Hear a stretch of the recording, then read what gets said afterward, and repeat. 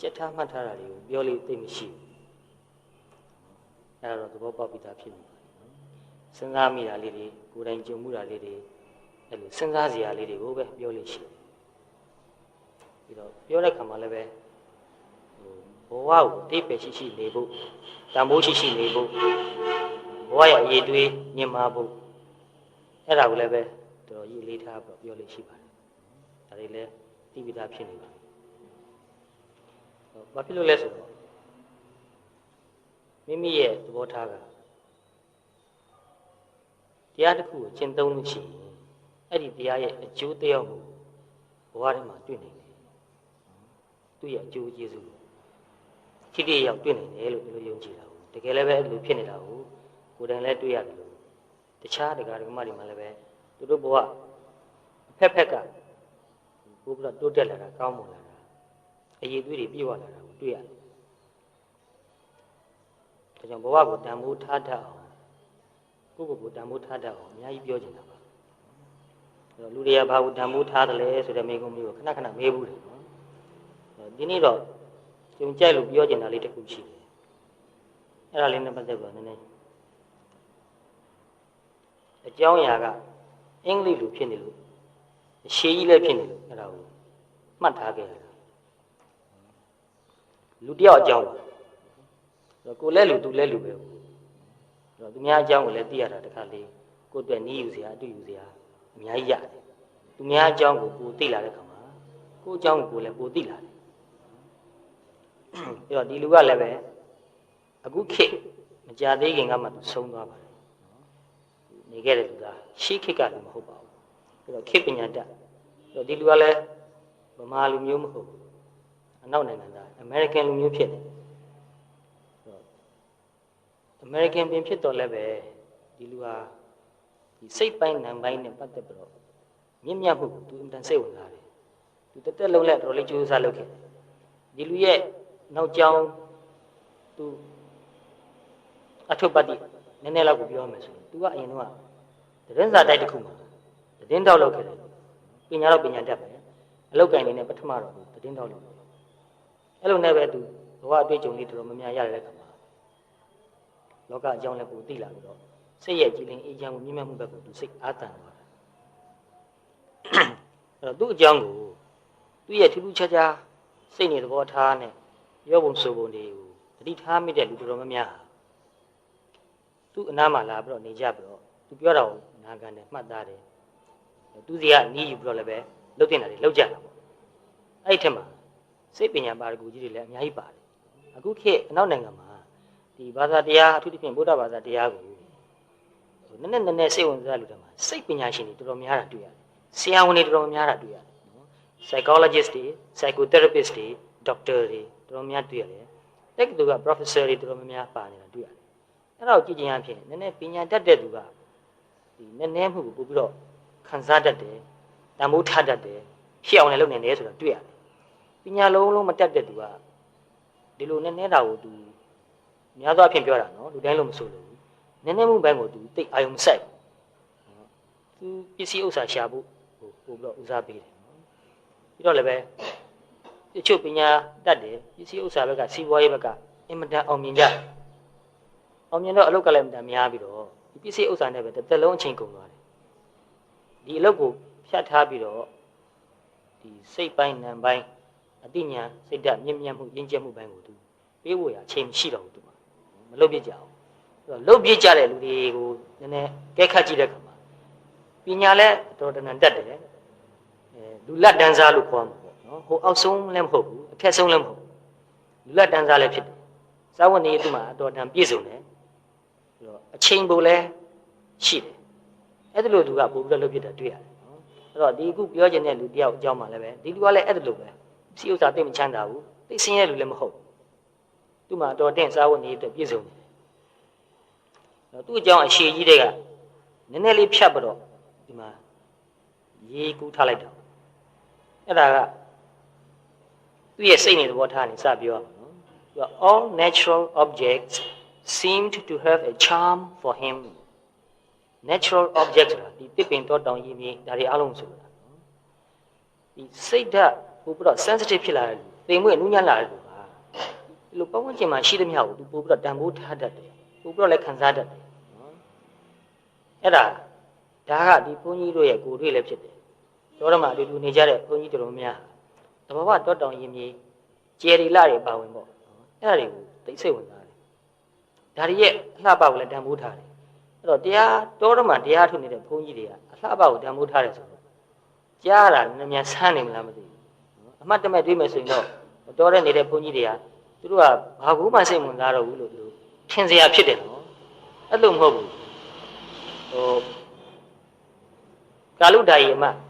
မြတ်စွာဘုရားကိုကပိလုဝေပြေကိုကြွဖို့ရပင့်တဲ့ခါမှာဂါထာပေါင်းများစွာနဲ့လျှောက်ထားတယ်ဆိုကြားဘူးရနော်အဲ့ဒီလျှောက်ထားတဲ့ဂါထာတွေမှာဘယ်လိုအကြောင်းအရာတွေများမယ်လို့ထင်တယ်တောတောင်သားယာပုံအကြောင်းတွေများတယ်နော်တောတောင်အတန်သားယာတဲ့အကြောင်းပန်းနေပူပွင့်နေတဲ့အကြောင်းရာသီဥတုအတန်ကောင်းတဲ့အကြောင်းပြောပြီးမှမြတ်စွာဘုရားကြွတော်မူပါဒီလိုပင့်လျှောက်တာတွေပါတယ်နော်ပြီးတော့အဲ့ဒီကာလုဒ္ဒာယီအမတ်လျှောက်ထားတဲ့ဂါထာတွေကိုပဲအခြေခံပြီးတော့ရှင်ဥတ္တမကျော်ကတောလားတွေရေးထားတယ်ကြားဘူးလားမသိဘူးစာပေဝါနာပါတဲ့လူဆိုရင်တော့နည်းနည်းပါးကြားဘူးမှာပါရှင်ဥတ္တမကျော်တောလားဆိုတာတောရဲ့တာယာပုံကိုဖွဲ့စည်းတာပဲဖွဲ့ထားတာအဲ့တော့စိတ်အေးချမ်းတဲ့လူဟာတောရနေတဲ့ခါမှာဘာကိုကြည့်လိုက်တဲ့အရာမှများအေးချမ်းတဲ့အတိတ်ပဲကိုဆောင်းတယ်အဲ့ဒါဘာကြောင့်လဲဆိုတော့သူစိတ်ထဲမှာဖြစ်ပေါ်နေတဲ့အေးချမ်းမှုကိုပြန်ထင်ဟပ်တဲ့သဘောပဲစိတ်ဆင်းရဲနေတဲ့လူပူလောင်နေတဲ့လူဟာဘာကိုကြည့်လိုက်သူစိတ်ထဲမှာအဲ့ဒါပူလောင်တဲ့အတိတ်ပဲဆောင်းနေတယ်စိတ်ညစ်စရာပဲအတိတ်ပဲဆောင်းသွားတာများတယ်အဲ့တော့တခြားဘုန်းကြီးတစ်ပါးလည်းပြောတယ်သင်ဟာတောထဲမှာတစ်ပါးတည်းနေမယ်ဆိုရင်တဲ့တစ်ပင်နေတဲ့တိရစ္ဆာန်တွေကတင့်တငယ်ချင်းတွေဖြစ်လာမယ်အဲ့တော့လူတွေမှာတောကတွေတများကြတယ်တချို့လည်းပဲအလုတ်ကိုင်းနဲ့ပတ်သက်ပြီးတော့တာဝန်တွေဝတ္တရားတွေတများကြတယ်တာဝန်တွေပြီးနေတော့ဒီသဘာဝလောကကြီးကိုကြည့်ဖို့ရအချိန်တို့မှမရတော့ဘူးကြာတော့လည်းပဲမခံစားတတ်တယ်လည်းဖြစ်သွားတတ်တယ်နော်အဲ့တော့ဒီသဘာဝလောကကြီးဆိုတဲ့ထက်မှာကိုယ်ပတ်ဝန်းကျင်မှာရှိတဲ့လူတွေလည်းပါတယ်နော်အဲ့တော့အလုတ်ကိုင်းတိတ်များပြီးတော့စိတ်မှာတောကတင်တော်များတယ်လို့ကိုယ်အိမ်မှာရှိတဲ့လူတွေကိုတော့မှတခါတလေသူတို့စိတ်ထဲဘယ်လိုများခံစားရမလဲဆိုတာကိုမစဉ်းစားမိတော့တာသမီးတွေကိုလည်းဒီလိုပဲစကားပြောဖို့အချိန်ကလေးနဲ့အတူတူပုံပြောဖို့အချိန်ကစားဖို့အချိန်ပြီးနိုင်တော့ကင်းကွာသွားတာတွေ့ရတယ်နော်ဒီစိတ်အေးချမ်းနေတဲ့လူဟာ sensitive ကိုဖြစ်တဲ့အတွက်ကြောင့်ပတ်ဝန်းကျင်နဲ့မကင်းကွာအရာရာကိုပို့ပြီးတော့နားလဲတယ်တန်ဖိုးထားတယ်ခံစားတတ်တယ် All sights and sounds seemed to please him မြင်ရသမျှကြားရသမျှသူ့စိတ်ကိုနှစ်သက်စေတယ်အဲ့တော့တချို့အနိဋ္ဌာယုံတော့ရှိမှာပေါ့သို့တော့များသောအားဖြင့်တောတဲ့တောင်တွေမှာဆိုရင်တစ်ပင်တွေမြင်ရတယ်ငှက်ကလေးတွေမြင်ရတယ်တစ်ပင်ထဲမှာလေတိုးသွားတဲ့အတန်ကိုကြားရတယ်ငှက်တန်လေးတွေမြည်တာကိုကြားရတယ်တခါတလေအဝေးကနွားခလောက်တန်ကြွက်ခလောက်တန်တွေကြားရတယ်တာမန်လူတွေဖို့ဒီမျိုးကြီးပြားကြီးမှာအလုတ်ကန်တွေနဲ့တောကတွေများပြီးတော့စိတ်ရှုပ်နေတဲ့လူတွေဖို့ဒါတွေကိုခံစားတတ်ဖို့သိမလို့သို့တော့စိတ်အေးချမ်းနေတဲ့လူဖို့ဒီတစ်ပင်တွေကြားထဲမှာလေတိုးသွားတဲ့အတန်လေးကိုတမျိုးစိတ်ကိုအေးချမ်းသွားစေတယ်ပြီးတော့ဒီသူကလည်းပဲဒီအတန်လေးကိုနားထောင်တဲ့အချိန်မှာလည်းပဲသူကတတိလိုက်မလို့တတိနဲ့တေချာနားထောင်နေတော့တီးပြီးတော့နေတယ်သူစိတ်ကအေးချမ်းနေတဲ့ကြောင့်ဒီအတန်လေးကိုလည်းပဲသူကအေးချမ်းတဲ့အတိတ်ပဲနေနေမြင်တယ်အဝေးကငှက်ကလေးတကောင်အတန်မိလိုက်ရင်လည်းပဲဒီငှက်တန်လေးကိုနားထောင်ရတာတိတ်အတိတ်ပဲရှိတယ်ဒီငှက်ကလေးရဲ့ကြီးကြီးလင်းလင်းရွှင်ရွှင်လန်းလန်းသူអော်လိုက်တာမိလိုက်တာနော်အားရပါရစိတ်ပါလက်ပါအတန်လေးမိလိုက်တာကိုလည်းပဲသိသဘောကျတခါတည်းဒီငှက်ကလေးရဲ့စိတ်ကလေးကိုတော့အာရုံပြုပြီးတော့ကြည့်လိုက်မိသေးတယ်သူစိတ်ကလေးကဘယ်လိုများနေတယ်လဲသူ့ကိုပို့ပြီးတော့တန်ဖိုးထားလာငှက်ပဲတိရစ္ဆာန်ပဲဆိုတော့ဒီလိုမဟုတ်ဘဲနဲ့တက်ရှိတော်တူငါလောကငါဘဝထဲမှာရှိနေတဲ့တက်ရှိတော်တူသူ့ရဲ့ဘဝကိုလည်းကိုရင်းစားတယ်သူ့ရဲ့ဘဝကိုလည်းတန်ဖိုးထားတယ်သူ့ကိုထိခိုက်အောင်နစ်နာအောင်လုပ်ချင်တဲ့စိတ်မရှိဘူးဒီဘုန်းကြီးရဲ့ကိုယ်တိုင်ခံစားချက်ပြောမှဆိုရင်ကိုအကြောင်းရဲ့အနိဗ္ဗာန်မှာငှက်ကလေးတွေလာနားလို့ရှိတယ်သူတို့လန့်မတော့ပြန်သွားမှာမဖြစ်စေချင်ဘူးအဲ့တော့ကိုဟာကိုနေတာထင်တာကစအတန်တတိနဲ့နေတယ်သူတို့ကြောက်မသွားဘူးသူတို့အတွက်အစာလေးတွေချပေးထားတယ်သူတို့လေးတွေအစာလာစားတဲ့ခါမြင်တဲ့ခါမှာသိဝန်းတာတယ်သိကျင်နေဘူးလေအားရပါရသူတို့အစာတွေလူရက်ပြီးစားကြတယ်အကြီးကန်းကြီးတွေဆိုရင်အကြီးကြီးတွေတော့ကြီးကန်းကြီးတွေ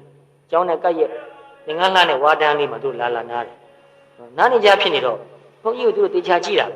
မကြောက်ဘူးသူတို့ကဒီဘုန်းကြီးကိုမကြောက်တာကိုဘုန်းကြီးကသိတဲ့ဘောကြကိုယ့်ကိုသူများကြောက်တာကိုမလို့ခြင်းဘူးနော်ကိုယ့်ကိုသူတို့ဘာကြောက်နေတယ်ဆိုရင်သူစိတ်ထဲမှာဘယ်လိုခံစားနေလဲချမ်းသာနေမလားဆင်းရဲနေတယ်နော်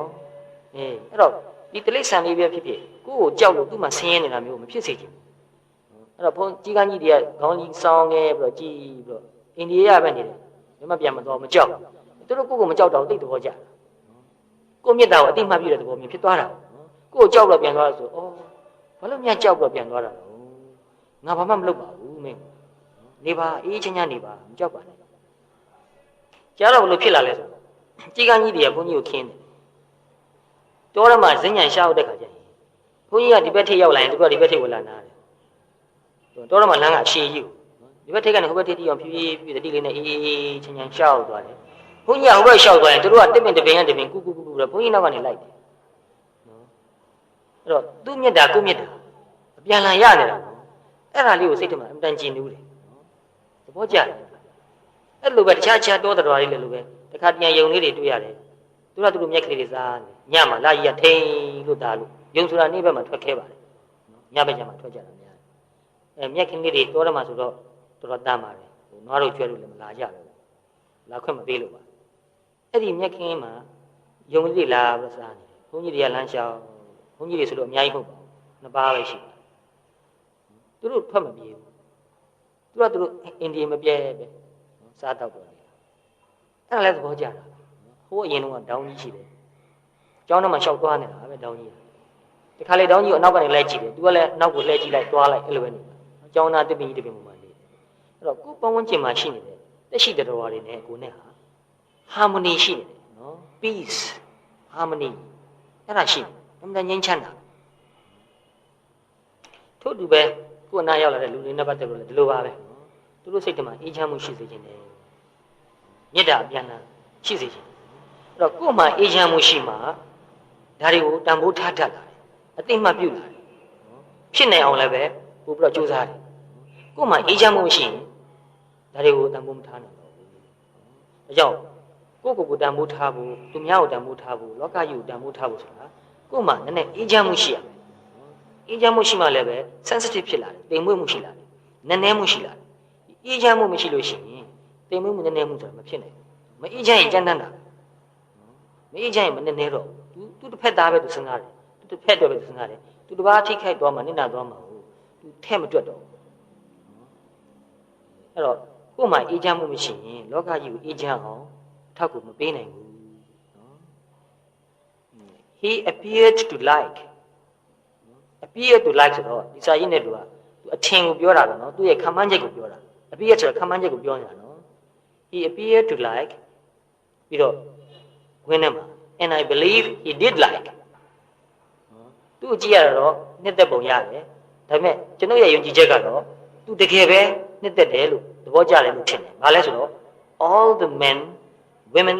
and children he saw သူမြင်ရသမျှယောက်ျားမိန်းမနဲ့ကလေးတွေကိုသူကြည့်ရတာသူသဘောကျပုံရတယ်သဘောခင်မင်တဲ့ပုံစံရှိတယ်နော် Though I never knew him to say that he likes anyone ဒါပေမဲ့သူ့နှုတ်ကတော့ဘယ်သူပဲပါကိုခင်မင်နဲ့နှစ်သက်တဲ့သဘောကျတယ်လို့ပြောတာမကြားရပါဘူးတော့သူ့စိတ်ထဲမှာဘယ်သူနဲ့တွေ့ယောက်ျားပဲဖြစ်ဖြစ်မိန်းမပဲဖြစ်ဖြစ်ကလေးငယ်တွေပဲဖြစ်ဖြစ်ခင်မင်တဲ့စိတ်ရှိတယ်တော့တရားထုလို့နည်းနည်းအသိဉာဏ်နည်းနည်းလာတဲ့လူမိမိနဲ့သူတစ်ပါးနဲ့ဆက်ဆက်နေတဲ့သဘောကိုကောင်းကောင်းနားလည်တမိုးထတယ်လောကမှာငါတယောက်တည်းနေလို့မဖြစ်ဘူးနော်ငါတယောက်တည်းနဲ့လောကအတိတ်ပဲမပြည့်စုံငါဘဝအတိတ်ပဲပြည့်စုံငါနဲ့ငါပတ်ဝန်းကျင်လောကကြီးနဲ့ဟာဤမျိုးစုံနဲ့ဆက်ဆက်ဘယ်လိုမှခွဲခြားလို့မရခွဲထားလို့မရမွေးလာကြတဲ့ကအမေဖေဆိုတာဘာလဲဆက်ဆက်မှုကရှိနေအမေဖေနဲ့ဥရနဲ့လုံလောက်တလားဆိုတော့လုံလောက်တခြားဆွေမျိုးအတိုင်းဝိုင်းရှိအောင်ဆွေမျိုးနဲ့လုံလောက်ပြီလားဆိုတော့ဒါလည်းမလုံလောက်သေးဘူးဆွေမျိုးမဟုတ်တဲ့ဒဇိန်းအနေနဲ့လည်းပဲအတိုင်းဝိုင်းဆိုတာရှိရမယ်အဲ့တော့ဒီလိုတရားကိုနည်းနည်းဝါဒနာပါတဲ့တပည့်လေးကြောက်ကဘယ်လိုပြောလဲဆိုတော့သူဒီလိုတရားတွေပါအားထုတ်လာပြီးတော့သူစိတ်ကြီးသဘောထားပို့ပြီးတော့ရင့်ကျက်မြင့်မြတ်လာတဲ့ခါမှာသူကသူတစ်ပါးပေါ်မှာထားတဲ့သဘောထားဟာမှန်ကန်လာတဲ့ခါမှာ ပဝန်းကျင်ကလူတွေကသူ့ပုံမှာပို့ပြီးတော့ခင်မင်လာတော့သူတွေ့ရတယ်သူ့ကိုတွေ့ရရင်ဝန်တာတယ်သူ့ကိုလာစေခြင်းတယ်သူနဲ့စကားပြောခြင်းတယ်သူပြောရင်လည်းနားထောင်တယ်အဲ့လိုဖြစ်လာတာတွေ့ရတော့ဒဇင်းတွေကသူ့ကိုခင်တာကိုရတဲ့ပြကြောင်သူဘယ်လိုပြောလဲဆိုတော့ဆွေမျိုးတွေကခင်တယ်ဆိုတာကတော့တဲ့အမျိုးတော်လို့ကိုနော်အခုတော့ဘာမှအမျိုးမတော်တဲ့ဒဇင်းတွေကသူ့ပုံမှာတကယ်ကိုရိုးရိုးသားသားလိုက်လိုက်လဲလဲချစ်တာခင်တာတွေ့ရတဲ့ခါကျတော့တဲ့သူ့ကိုယ်သူပို့ပြီးတော့ကျင့်တတ်မှုရတယ်သူ့ကိုယ်သူပို့ပြီးတော့လည်းယုံကြည်မှုရလာတယ်ငါဟာတကယ်ပဲချစ်စရာခင်စရာကောင်းတဲ့သူမို့လို့ငါ့ကိုချစ်ကြခင်ကြတာပဲဆိုတော့သူချစ်ချင်းနဲ့ရသွားတာနော်အဲ့ဒါကိုကကျင့်တတ်မှုလည်းတစ်မျိုးရတဲ့အပြင်နော်လူရဲ့တတ္တိကိုလည်းအများကြီးတူသွားစေငါဟာခင်စရာကောင်းတယ်ငါ့ကိုလူတွေခင်တယ်လူတွေဟာသူတို့ရဲ့စိတ်ထဲမှာသူတို့ရဲ့ဘဝတွေမှာငါ့ကိုနေရာပေးတယ်နော်အဲ့ဒါမှတည်းရေးကြည့်တဲ့ချက်ပဲလူဟာပဝန်းကျင်အတိုင်းဝိုင်းမှာရှိတဲ့ကိုယ့်ရဲ့အထူးသဖြင့်ကိုယ့်ဘဝမှာအရေးပါတဲ့လူတွေရဲ့နေရာပေးမှုကိုရမှပဲဖြစ်တယ်အဲ့ဒီနေရာပေးမှုကိုမရရင်မဖြစ်ဘူးအငယ်သွားမယ်နော်တင်ငယ်သွားမယ်အဲ့တော့သူတစ်ပါးကကိုယ့်ကိုတန်ဖိုးထားလာတဲ့ခါမှာအဲ့ဒီတန်ဖိုးထားတာကိုလည်းကျင့်တတ်မှုရတယ်ကိုယ့်ကိုယ်ကိုလည်းပဲပို့ပြီးတော့တန်ဖိုးထားလာဒါကြောင့်ငယ်ငယ်လေးကလေးငယ်လေးပဲဖြစ်ဖြစ်နော်သူ့ကိုမိဘတွေကလေးလေးဆဆတန်ဖိုးထားပြီးတော့နေရာပေးပြီးတော့ဆက်ဆံမယ်ဆိုရင်အဲ့ဒီကလေးကသူ့ကိုယ်သူလည်းပိုလေးစားလာပဝန်းကျင်လည်းပိုလေးစားတယ်ပြောတာဆိုတာမှလည်းပဲပို့ပြီးတော့မျက်မျက်တတ်လောက်တတ်လာဟိုတစ်ဖက်သက်စိတ်ဆူတာစိတ်ကောက်တာအဲ့လိုမရမကတစ်ခုခုလိုချင်တာတို့ဘာလို့အဲ့ဒါတွေနေသွားတာတွေ့ရနော်ဒါကမိမိကိုယ်တိုင်ရဲ့ကိုယ်တွေ့တယ်မှလည်းပါတယ်ပဝန်းကျင်မှာဖြစ်နေတာတွေလည်းပဲတတိထားပြီးတော့အများကြီးကြည့်တာအခုဒီအကြောင်းအရာတွေပြောနေတာအဓိပ္ပာယ်ရှိတယ်နော်နောက်မှအဓိပ္ပာယ်ကိုပြန်ခြုံပေးမယ်ဟိုဆိုချင်တာအချင်းချင်းပြောရမယ်ဆိုရင်တော့ sensitive ဖြစ်ဖို့အရေးကြီးတယ်တန်ဖိုးထားတတ်ဖို့လိုတယ်နော်ကိုယ်ကလည်းသူတစ်ပါးကိုလေးစားဖို့လိုတယ်လို့သူတစ်ပါးကလည်းကိုယ်ကိုလေးစားတာကိုရဖို့လိုတယ်လို့နော်အဲ့ဒီလေးစားမှုဟာဘယ်ချိန်ပဲရွယ်ကစပြီးတော့ရဖို့လိုတယ်လဲဆိုတော့တိတတ်တဲ့ရွယ်တွေကရဖို့လိုတယ်အဲ့တော့ငယ်ငယ်လေးကလေးကတစ်နှစ်လောက်ဆိုတော့နော်ဒီထက်ငယ်တဲ့ကလေးတွေတော့မှsensitive ဖြစ်တယ်တိတတ်တယ်တော့သူတို့ကိုလူတယောက်ကချစ်သလားခင်သလားတန်ဖိုးထားသလားမထားဘူးလားဆိုတော့ကလေးငယ်တွေကသိတယ်အမှတ်တမဲ့ကြည့်မယ်ဆိုရင်စကားမပြောတတ်တဲ့ကလေးနော်အိမ်မှာမိသားစုအများကြီးရှိတယ်သူနဲ့သိနေတယ်ဆိုရင်သူ့ကိုတန်ဖိုးထားတာချစ်တာလေးစားတာဘာတူလဲဆိုတာသူသိတယ်အဲ့ဒီလူစီကိုသူပို့သွားတယ်ဟိုပြုစုတာရွေးရတာတွေမကဘူးနော်အဲ့တော့ညီမ2ယောက်ရှိတယ်သူတို့မှနောက်ထပ်ညီမလေးငယ်ငယ်လေး1ယောက်ရှိတယ်တယောက်ကအဲ့ဒီအငယ်လေးကိုကျွေးမွေးတယ်တုတ်တင်ပေးတယ်ရေချိုးပေးတယ်နော်ဥပစားတွေပဲဝတ်ပေးတယ်နောက်တစ်ယောက်ကဒီကလေးကိုလေးလေးဆဆစကားပြောတယ်ဒီကလေးကဘသူ့ကိုပို့ခင်းနေတယ်နော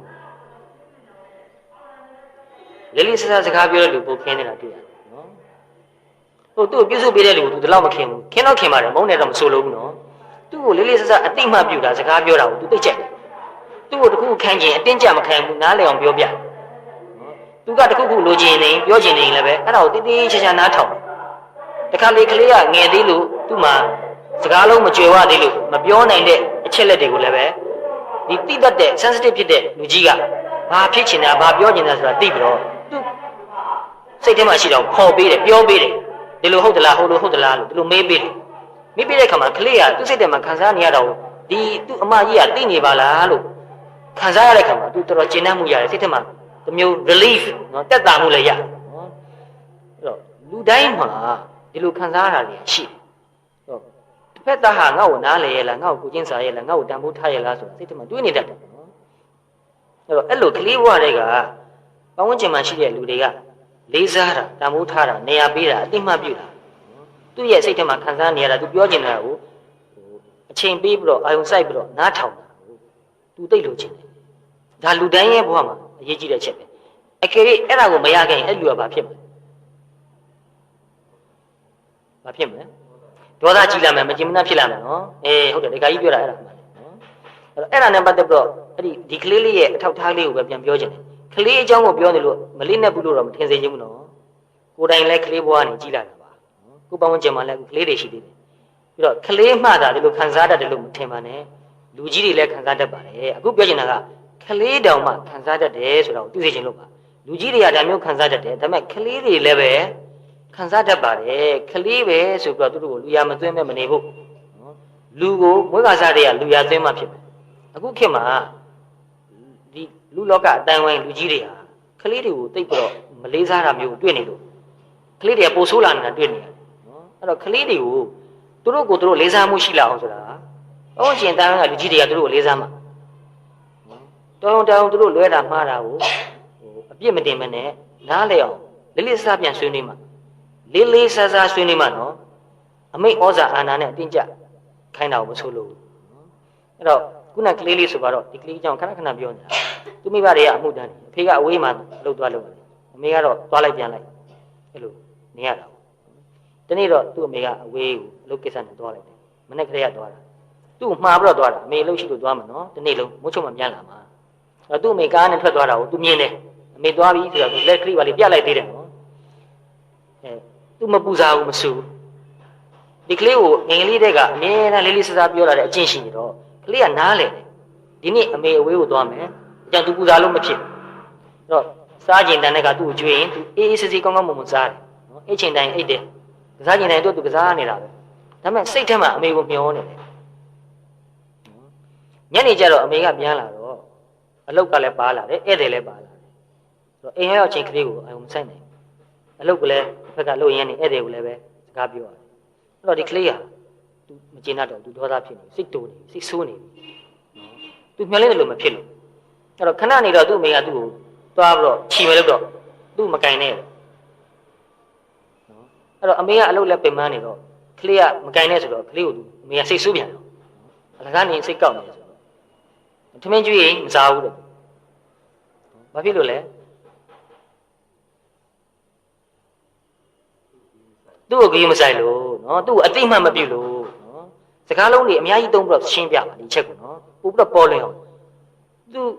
တနေ့လုံးသူအမေကိုပြောနေတာတနေ့လုံးသူ့ကိုထားခဲ့တာနော်အခုပြန်လာတော့လည်းပဲ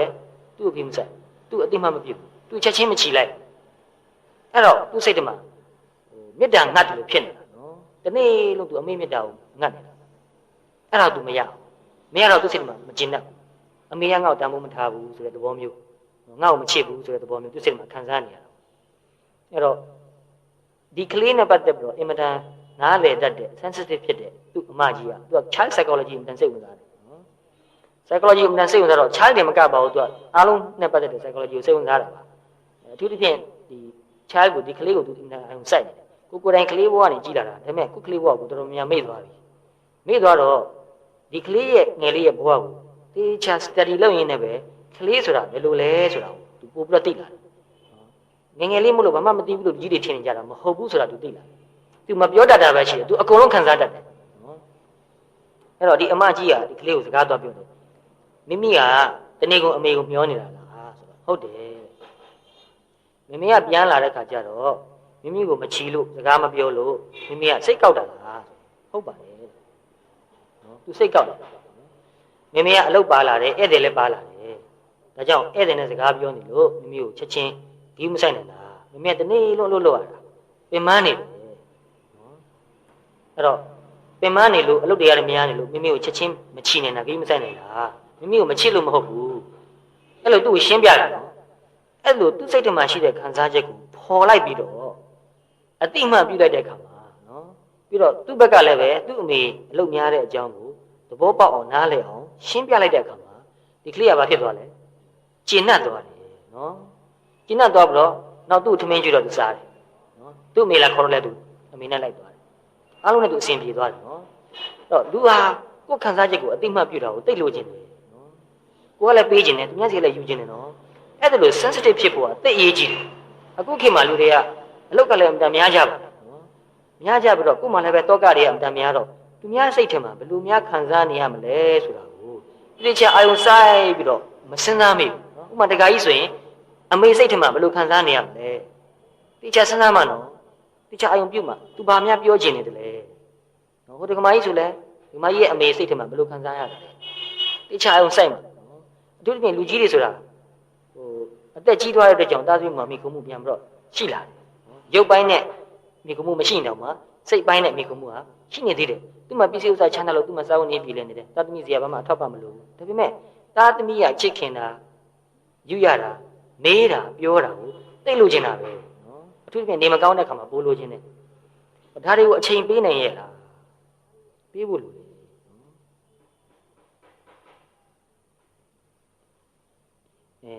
but each who knew him felt he liked him or her and that he liked others also တော့ဒီလူကိုသိတဲ့လူတွေမှန်သမျှသူတို့စိတ်ထဲမှာဘယ်လိုခံစားရလဲဆိုတော့သူဟာငါတို့ကိုသဘောကျတယ်နှစ်သက်တယ်ခင်မင်တယ်အဲ့ဒါလိုခံစားရတယ်ပြီးတော့သူဟာတခြားလူတွေကိုလည်းပဲခင်မင်တတ်တယ်ဆိုတာမျိုးခံစားရတယ်နော်ကိုယ့်ကိုတခြားလူတွေကအဲ့လိုသဘောထားရင်မနဲ့သဘောကျမှာနော်အင်တန်ကောင်းမှာအဲ့တော့ပစ္စည်းဥစ္စာပြည့်စုံရုံနဲ့စိတ်ချမ်းသာမှုစိတ်ကျေနပ်မှုမပြည့်စုံနိုင်သေးဘူးကိုယ်ပတ်ဝန်းကျင်ကလူတွေရဲ့ချစ်ခင်မှုလေးစားမှုတန်ဖိုးထားမှုကိုရမှလည်းပဲစိတ်ကပိုးပြီးတော့ချမ်းသာတယ်ကျေနပ်တယ်နော်ပစ္စည်းဥစ္စာဆိုတာရုပ်အထုပြည့်စုံမှုအတွက်အထောက်ပံ့ဖြစ်တယ်ပစ္စည်းဥစ္စာရှိလို့ငါမှပစ္စည်းဥစ္စာရှိတယ်ဆိုပြီးတော့ပစ္စည်းဥစ္စာကိုအားကိုးပြီးတော့တမျိုးတော့အားတက်တာမျိုးလည်းရှိပါတယ်နော်သို့တော့ပစ္စည်းဥစ္စာကိုအားကိုးပြီးတော့အားရှိတာကတကယ်စိတ်မချရအောင်ရှိနေတော့မှတနေ့ငါမှအဲ့ဒါတွေမရှိလို့ရှိရင်ဘယ်နဲ့နေမလဲဆိုတာမျိုးတွေးပြီးတော့စိတ်မအေးဘူး secure မဖြစ်ဘူးနော်လူအများကကိုယ့်ကိုတကယ်ထက်ထက်တန်တန်လေးလေးစားစားခင်မင်ပါတယ်ဆိုတာကိုရလို့ရှိရင်တော့ပို့ပြီးတော့အားရှိငါမှပစ္စည်းဥစ္စာမရှိတော့မှငါမှမိတ်ဆွေတွေရှိတယ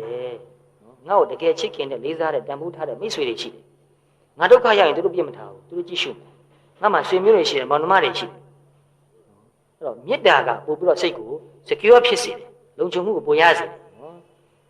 ်အဲ့တော့ဒီမှာအခုပြောပြနေတဲ့ဒကာကြီးလိုပဲဒီမှာအခုရှိနေတဲ့ဒကာကြီးတွေကမကြီးတွေလည်းပဲငါ့ကိုလူတွေကတကယ်ခင်ပါတယ်ဆိုတာမျိုးကိုရနိုင်အောင်ကိုယ့်ရဲ့စိတ်နေသဘောထားကိုပို့ပြီးတော့သဘောထားကြီးလာအောင်မေတ္တာကရုဏာကြီးလာအောင်သူတစ်ပါးကိုပို့ပြီးတော့ sensitive ဖြစ်အောင်သူတစ်ပါးကိုပို့ပြီးတော့ကိုချင်းစာတတ်အောင်သူတစ်ပါးစိတ်ထဲမှာဘယ်လိုများခံစားနေရလဲဆိုတော့သိနိုင်တဲ့ဉာဏ်ရည်ဉာဏ်သွေးနော်တိမ်မွေးမှုကိုရနိုင်အောင်ကြိုးစားတဲ့နော်အဲ့တော့တရားအားထုတ်လို့ရှိရင်ဒါတွေကဖြစ်လာတာပဲနော်အလိုလျောက်တောင်ဖြစ်လာတယ်နော်ပို့ပြီးတော့စိတ်တရားတိမ်မွေးနူးညံ့လာပြီးတော့သူများဘယ်လိုများခံစားရတယ်လဲဆိုတော့သိလာတယ်ကိုယ်နဲ့သူတစ်ပါးရဲ့ဆက်ဆံမှုလည်းပိုသိလာတယ်သူစိတ်ချမ်းသာရင်ငါစိတ်ပိုချမ်းသာတယ်ငါအမေဖေစိတ်ချမ်းသာရင်ငါစိတ်ပိုချမ်းသာတယ်နော်တခါကြီးဆိုရင်လည်းပဲငါဇနီးစိတ်ချမ်းသာရင်ငါလည်းစိတ်ချမ်းသာတယ်ငါသားရည်သမီးစိတ်ချမ်းသာရင်ငါလည်းစိတ်ချမ်းသာတယ်အဲ့တော့သူတို့စိတ်မချမ်းသာပဲနဲ့ငါစိတ်ချမ်းသာဖို့ဆိုတာဟာကွက်ပြီးတော့မဖြစ်နိုင်ဘူးအဲ့တော့ငါစိတ်ချမ်းသာခြင်းရင်သူတို့ရဲ့စိတ်ချမ်းသာမှုကိုငါထည့်စဉ်းစားရမယ်အဲ့ဒါကိုလေးလေးနဲ့သဘောပေါက်မှဖြစ်တယ်နော်တခါတလေတယောက်နဲ့တယောက်အနိုင်ယူခြင်းနဲ့စိတ်တွေရှိတာဟုတ်ရှိတော့သားသမီးကိုလည်းနိုင်ခြင်းနဲ့နော်လင်မယားချင်းလည်းပဲတခါလေတယောက်ကိုတယောက်နိုင်ခြင်းနဲ့နိုင်ခြင်းနဲ့စိတ်ရှိနေရင်တော့စိတ်ချမ်းသာမှုမရနိုင်တော့ဘူးဘာကိစ္စဖြစ်ဖြစ်အထက်အောက်သဘောမျိုးမဟုတ်ဘဲနဲ့ဓာတ်နုရည်သဘောထားမျိုးသားသမီးတော်မှတက်တဲ့လောက်သူ့လေးလေးစားနေရာပေးရမယ်နော်အဲ့တော့ဒီဘုန်းကြီးကသားသမီးကိုလေးစားဖို့ဆိုတဲ့စကားကိုအမြဲတမ်းထည့်သုံးလေးရှိတယ်တချို့တော့ကြားဘူးတယ်လို့ထင်တယ်ရုပ်တရက်ကြားရရင်တော့စားများနေမလားမသိဘူးသားသမီးကိုလေးစားဖို့ဆိုတာဟာသားသမီးကိုရိုးရိုးသေးသေးလက်အုပ်ကလေးချီပြီးတော့ပြောရမယ်လို့မဆိုလို့သူခံစားမှုကိုသူခံစားချက်ကိုအသိအမှတ်ပြုဖို့နော်သူပြောချင်တာကိုတိတိကျကျလေးလေးစားစားအတိတ်ပဲပေါက်အောင်နော်သူပြောချင်တဲ့အတိတ်ပဲအတိုင်းပေါက်အောင်နော်ကိုဆွဲချင်တဲ့အတိတ်ပဲအတိုင်းဆွဲဖို့မပြောဘူးသူပြောချင်တဲ့အတိတ်ပဲအတိုင်းကိုမှန်မှန်ကန်ကန်နားလည်သွားအောင်ကြိုးစားတာမျိုးဆိုလို့သူ့မှာဖြစ်ချင်တဲ့ဆန္ဒတွေအများကြီးရှိတယ်မိဘအနေနဲ့လည်းပဲဖြစ်ချင်တာတွေရှိတယ်သူ့မှာလည်းပဲဖြစ်ချင်တာတွေရှိတယ်သူဖြစ်ချင်တာနဲ့ကိုဖြစ်ချင်တာနဲ့မထပ်မိတဲ့အခါမှာအကေသူဖြစ်ချင်တဲ့ကိစ္စအပြစ်မရှိတဲ့ကိစ္စဆိုရင်မတားဆီးသင့်ဒါသူ့လေးစားတာနော်လေးစားရဆိုတာဒီအိဗယ်ကိုဆိုတာဒါတော့တာသမီတွေမဟုတ်ဘူးနော်လင်မယားလည်းဒီတိုင်းပဲမောင်နှမလည်းဒီတိုင်းပဲတငယ်ချင်းလည်းဒီတိုင်းပဲဆရာတပည့်လည်းဒီတိုင်းပဲဒီထက်ပိုပြောရမယ်ဆိုရင်တော့အလောက်ကိုင်းမှာအထက်လူကြီးနဲ့အောက်လူကြီးလည်းဒီတိုင်းပဲဖြစ်စေချင်တယ်ဒီထက်ပိုပြီးတော့အဆင့်မြင့်ပြီးတော့လည်းပဲစဉ်းစားစေချင်တယ်နော်အဲ့ဒါလို့တိုင်တိုင်ပင်ပင်အပေးယူရှိပြီးတော့လေးလေးဆက်ဆံလို့ရှိရင်ဥပေါင်းဆောင်ရွက်မှုအများကြီးရတယ်အဲ့တော့တာသမီနဲ့ပဲဥပမာပြောချင်ပါတယ်အဓိကနော်ကျန်တဲ့ relationships တွေကိုတော့ကိုယ့်အကူချက်ပြီးတော့စဉ်းစားစေချင်တယ်မိဘကသားသမီးကိုဒီလိုချစ်ချစ်ခင်ခင်လေးလေးစားစားတန်ဖိုးထားပြီးတော့ပြောဆိုဆက်ဆံလာတဲ့အခါမှာသားသမီးစိတ်ထဲမှာဘယ်လိုများနေမလဲအင်မတန်ကျဉ်တတ်တယ်နော်ဟိုပြီးခဲ့တဲ့တစ်ပတ်ကပဲမန္တလေးမှာ3ရက်တည်းသုံးခဲ့တယ်အဲ့ဒီမှာဒကာကြီးတယောက်ရဲ့မိသားစုနဲ့တော်တော်လေးဟိုစကားပြောဖို့အချိန်အများကြီးရတယ်သူတို့နဲ့သိနေတာတော့ကြာပါပြီဒီတစ်ခါတော့အများကြီးချိန်ရတယ်အဲ့တော့သူ့အဖေကတရားထုတ်လာတာ4နှစ်လောက်ရှိသွားပြီဒီ4နှစ်လောက်တွင်းမှာသူ့စိတ်နေသဘောထားတွေကတဖြည်းဖြည်းတိမ်မွေးပြီးနှူးညံ့လာတော့ပို့ပြီးတော့အားလုံးကိုလေးလေးဆက်ဆံလာတယ်နော်အရင်တော့ဒီသားကိုလူဆိုးဆိုပြီးတော့သူနည်းနည်းတင်းတင်းကြပ်ကြပ်ဆက်ဆံတယ်နည်းနည်းတင်းတင်းမာမာဆက်ဆံတယ်နော်မျက်နှာသာမပေးဘူးဆိုတော့အကောင်းမထင်ဘူးကလေးဆိုတော့မှားတာလည်းရှိတာပေါ့ အပြင်သွားရင်လည်းပဲဘယ်များသွားသလဲဆိုတော့အဲ့လိုအပြည့်မြင်တတ်တယ်အဲ့လိုဖြစ်နေတော့ကလေးကနေရထိုင်ရတာမိဘရဲ့မေတ္တာကရုဏာကိုမရယုံကြည်မှုမရတော့မကျေနပ်မှုတွေဖြစ်တယ်နော်ခုနတခါကြီးပြောသလိုပဲနော်သူ့စိတ်မှာမကျေနပ်မကျေနပ်တော့တခါတလေအဲ့ဒီမကျေနပ်မှုကြောင့်ကိုပဲအရွက်တိုက်တယ်အရွက်တိုက်တော့ဘာဖြစ်မလဲပိုးဆိုးသွားတယ်ပိုးပြီးတော့မှားကုန်တယ်နော်အခုအဖေကစပြီးတော့တရားထုတ်ပြီးတော့စိတ်နေသဘောထားတွေကနူးညံ့လာတဲ့ခါကျတော့သားရဲ့ခံစားချက်ကိုသူကိုချင်းစာနိုင်လာတယ်နော်ပြီးတော့ဒီကြားထဲမှာသားကိုသူကတခြားတနေရာအဝေးကိုပို့လိုက်တယ်အိမ်မှာမထားတော့အဝေးကိုပို့လိုက်တယ်ကလေးကအဝေးမှာတိတ်ပြီးတော့လုံးလေးဖြစ်တယ်အမေနဲ့လည်းဝေးနေတယ်အဖေနဲ့လည်းဝေးနေတယ်နော်တယောက်တည်းနေရတယ်ရုန်းကန်ရတယ်မိဘကတော့ထောက်ပံ့နေတယ်နောက်ပိုင်းမှာဒီတခါကြီးကစိတ်ထားပြောင်းလာတဲ့ခါကျတော့သူ့သားကိုဖုန်းဆက်ပြီးတော့မင်းဘယ်လိုလုပ်ချင်လဲလို့မေးတယ်အရင်တော့ကသားကိုသားဘယ်လိုလုပ်ချင်လဲလို့ဘယ်တော့မှမမေးဘူးငါပြောသလိုလုပ်ရလားဆိုတာပဲအမြဲတမ်းပြောနေတာနော်အခုအဲ့လိုမဟုတ်တော့သားဘယ်လိုလုပ်ချင်လဲခုမှပဲဆက်နေချင်လားဒီကိုပြန်လာချင်လားရုပ်တရက်ဆိုတော့ကလေးကမဖြေတတ်တော့ဖြစ်သွားတယ်အံ့ဩသွားတယ်မယုံနိုင်တော့သူ့အဖေကအရင်တော့ကဒီလိုလွတ်လပ်ခွင့်တစ်ခါမှမပေးခဲ့မင်းသဘောပဲနေချင်လဲဆက်နေပါလိုအပ်တာကိုထောက်ပါမယ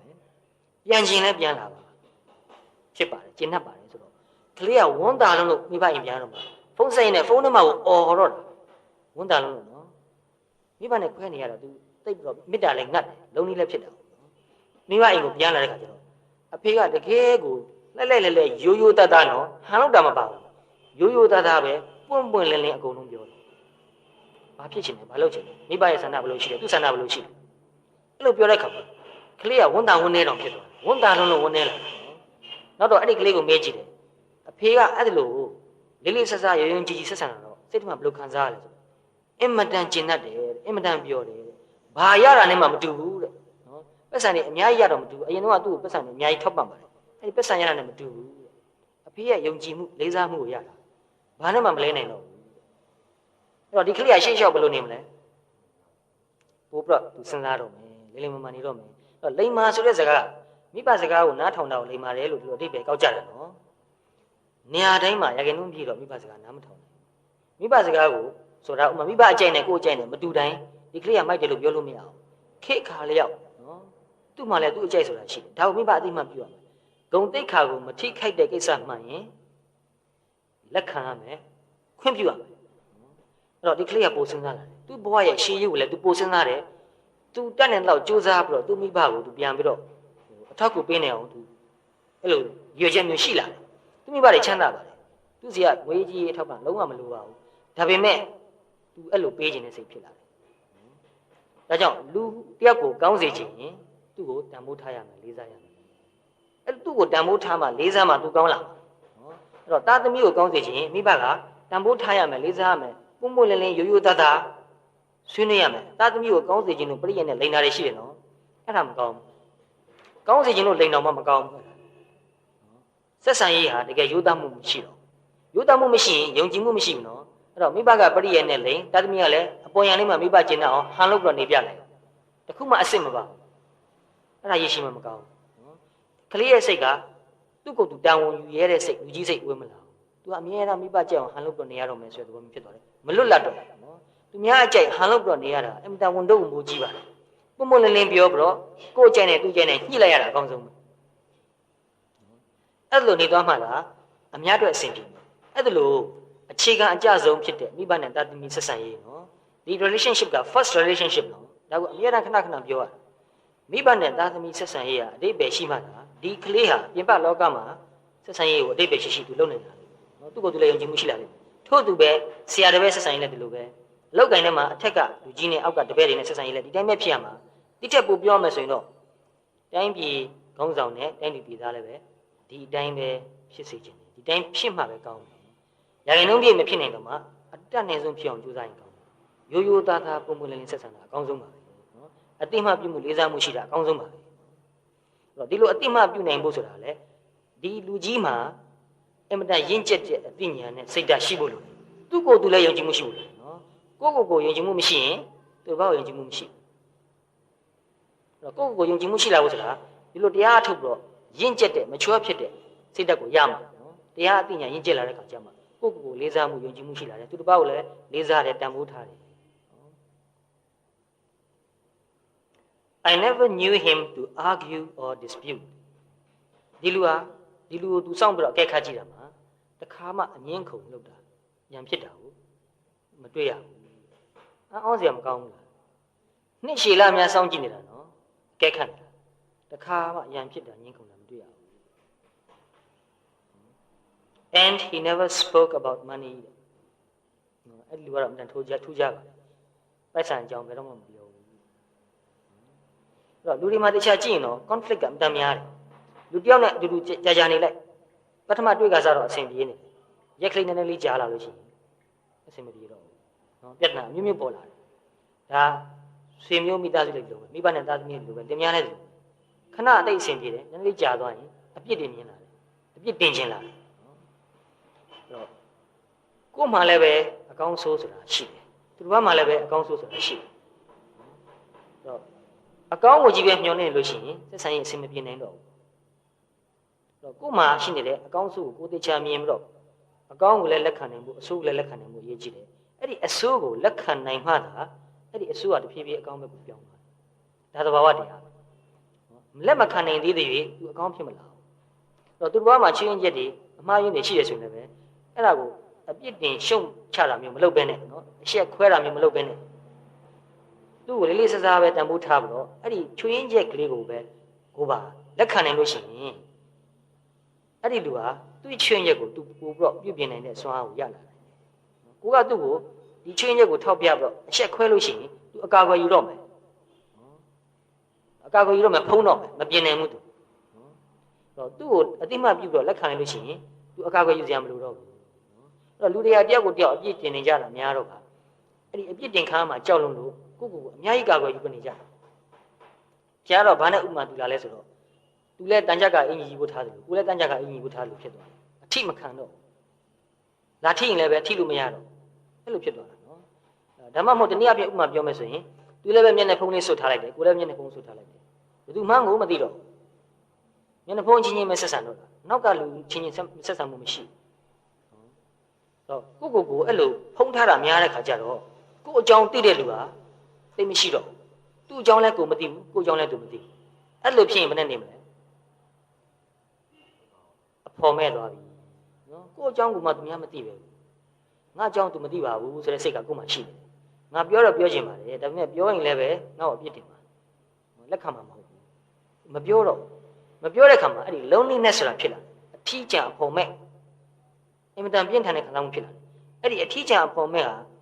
တယောက်နဲ့တယောက်အတိုင်းတာချင်းတော့မတူဘူးတချို့ပို့ပြီးတော့ပွင့်လင်းတယ်တချို့ပွင့်လင်းမှုနည်းတယ်နော်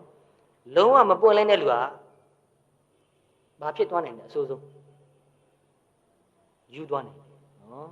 စိတ်ယောဂဖြစ်သွားနိုင်တယ်အဲ့တော့လူချင်းဆက်ဆံရေးမှာပွင့်လင်းမှုရိုးသားမှုမရှိလို့ရှိရင်အထီးကျန်ဖော်မဲ့ဖြစ်လာတယ်အထီးကျန်ပေါ်ဖြစ်လို့ရှိရင်အားငယ်တယ်တခါလေကိုယ်စိတ်မှာခံစားရတာကိုပြောခြင်းတယ်ပြောလို့မရရင်အောင့်တာတယ်အောင့်မှများရင်ခန္ဓာကိုယ်မှာယောဂဖြစ်တယ်စိတ်မှာလည်းယောဂဖြစ်တယ်နော်နှလုံးယောဂတော့ဘာလို့ဆိုတာအောင့်ထားတာများရင်ဖြစ်တာဘာလို့အောင့်ထားလဲမပြောခြင်းလို့လားဆိုတော့ပြောခြင်းတယ်ပြောမှကြောက်လို့ယောဂမဲ့သူမရှိလို့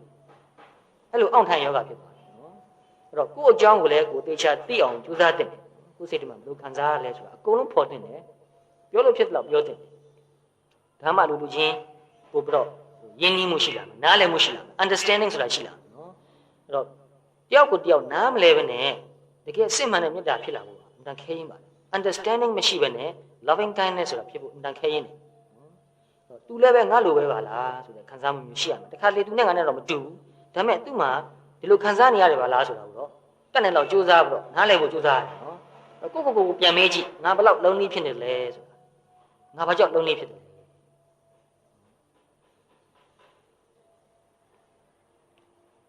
He always justified, sometimes playfully, sometimes quite seriously,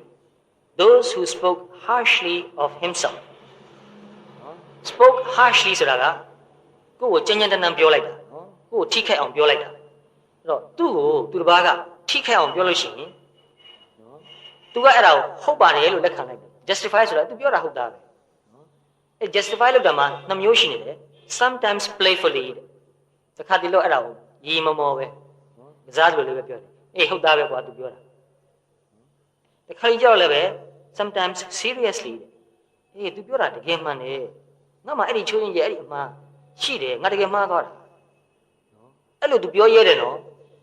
သူများကိုယ်ကိုပြင်းပြင်းထန်ထန်ပြစ်တင်ဝေဖန်လာတဲ့ခါမှာအဲ့လိုပြောရတဲ့တတ္တိရှိဖို့လွယ်ပါမလားတော်တော်မလွယ်ဘူးနော်ဟုတ်နေတော့မှမဟုတ်ဘူးလို့ပဲပြန်ညင်းတယ်တခါလေမဟုတ်ဘူးလို့ညင်းလို့မရရင်ဘာဖြစ်လဲဒီလားသူ့မှာရောအပြစ်တွေမရှိဘူးလားဆိုတော့သူများကိုပြန်ပြီးတော့နာအောင်ပြန်လုပ်တယ်နော်အဲ့တော့လူတွေလက်ပေါ်က2မျိုးရှိတယ်နော်သူတစ်ပါးကကိုယ်ဝေဖန်လာရင်ဖုံးကွယ်ဖို့ကြိုးစားတယ်မဟုတ်ကြောင်းကိုညင်းဖို့ကြိုးစားတယ်မဟုတ်ကြောင်းညင်းလို့မရရင်သူ့ကိုပြန်ပြီးတော့အပြစ်တင်နာအောင်ပြန်လုပ်လိုက်ဒီလူကဘယ်လိုလုပ်လဲဆိုတော့အဲ့2မျိုးလုံးမလုပ်ဖုံးဖို့လည်းမကြိုးစားဘူးနာအောင်လည်းပြန်မပြောဘူးနော်အဲ့တော့ဒီလူစိတ်ထားအောင်စရာမကောင်းဘူးအဲ့မတန်အောင်စရာကောင်းနေပြီနော်ဟုတ်ရင်လည်းပဲဟုတ်တဲ့အကြောင်းသူလက်ခံလိုက်တာအေးသူပြောတာဟုတ်တယ် seriously တကယ်ကိုလေးလေးလေးနဲ့နဲ့ပဲသူပြောလိုက်တယ်နော်မဟုတ်ရင်တော့သူကရီမမပဲပြောလိုက်တယ်အဲ့တော့တခါလေသူများကိုအပြစ်တင်တဲ့ခါမှာအေးသူကအပြစ်တင်တာဟုတ်ပါတယ်ကွယ်သူအပြစ်တင်တဲ့တော့ပိုသေးတယ်သူငါအကြောင်းနဲ့တကယ်မသိလို့ပါဒီထက်တော့ငါဆိုးသေးတာတခါလေတချို့ကအဲ့လိုပြောရဲတယ်ကိုယ့်ကိုသူတစ်ပါးကအပြစ်တင်ဝေဖန်တာမျိုးကိုခံနိုင်ရင်ရှိဖို့အရေးကြီးပါတယ်နော်ကို့မှာတကယ်ပဲရခိုင်နှုံးပြည့်အပြစ်အနာစာချွင်းချက်ကင်းရလားမကင်းဘူးနော်ဘယ်သူမှမကင်းဘူးဖះကလွှဲရင်အပြစ်ချမယ်ဆိုဘယ်သူလူတိုင်းမှာရှိတယ်နော်ဖះတော်မှအပြစ်တင်တာဆွဆွဲတာကိုခံခဲ့ရဘူးတယ်နော်အဲ့တော့ကိုယ့်ကိုသူတစ်ပါးကအပြစ်တင်လာတဲ့ခါမှာချက်ချင်းကိုယ်စိတ်ထဲမှာဘယ်လိုဖြစ်လာလဲဆိုတော့ပြန်ကြည့်ပါငါစိတ်ကဘယ်လိုလဲငါအင်မတန်ခါခက်သွားပြီနာကြီးသွားပြီပြန်ပြောချင်သူ့ကိုထိခိုက်နေတာကိုပြန်လုပ်ချင်ဖုံးလို့ရရင်ဖုံးလိုက်ချင်အဲ့ဒီစိတ်ထားကိုပြန်ကြည့်ပါလက်ခံနိုင်လို့ရှိရင်လက်ခံနိုင်တော့အောင်သဘောထားကြည့်လို့ရှိရင်ပို့ပြီးတော့ကောင်းပါတယ်ပို့ပြီးတော့အဆင်ပြေပါတယ်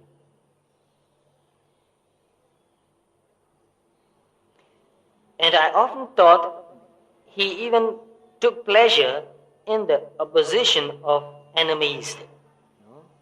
တော့ဒီသူ့ကိုစောင့်ကြည့်ကြက်ခတ်ပြီးတော့အခုဒီစာကိုရေးတဲ့လူကဘယ်လိုထင်လဲဆိုတော့တော်တော်များများမှာတော့သူ့ကိုသူ့ရန်သူတွေကသူ့ကိုဒီလိုတိုက်ခိုက်နေတာကိုပဲသူကသဘောကျနေတယ်လို့တောင်ဖြစ်နေတယ်တဲ့နော်တော့တတိထားကြည့်ဖို့ရကလူတွေကကိုယ့်ကိုအမြဲတမ်းအကောင်းထင်နေရင်ကောင်းမှာပဲလို့လူတွေကမျှော်လင့်ကြတယ်ထင်ကြတယ်နော်တကယ်လဲကိုကအမြဲတမ်းအကောင်းကြီးမဖြစ်နိုင်ပါဘူးအဲ့တော့ကိုယ့်ကိုနည်းနည်းပါးပါးပြစ်တင်တာဝေဖန်တာကိုကလက်ခံနိုင်လို့ရှိရင်ကို့မှာပိုပြီးတိုးတက်တယ်အဲ့ဒါတကယ်လေးလေးနက်နက်သဘောပေါက်တဲ့အချက်တစ်ခုပဲကို့မှာရန်သူတယောက်ရှိနေခြင်းဟာကို့ကိုပို့ပြီးတော့နှိုးကြားစေတယ်ရန်သူဆိုတာကို့အပြစ်ကိုရှာမဲ့သူပဲကို့မှာပို့ပြီးနှိုးကြားစေတယ်သူပြောတဲ့အပြစ်အနာစာချွင်းချက်ကတကယ်မှန်နေခဲ့တခါလေကို့မှာကြည့်ဖို့ရအခွင့်အရေးရပါတယ်အေးရိုးရိုးသားသားပြန်ကြည့်တဲ့ခါမှာအေးသူပြောတဲ့ချွင်းချက်ကငါမှရှိနေတာအမှန်ပဲအကယ်၍များဒီချွင်းချက်ကိုငါတတိလေးနဲ့ညံလေးနဲ့ကြည့်ပြီးတော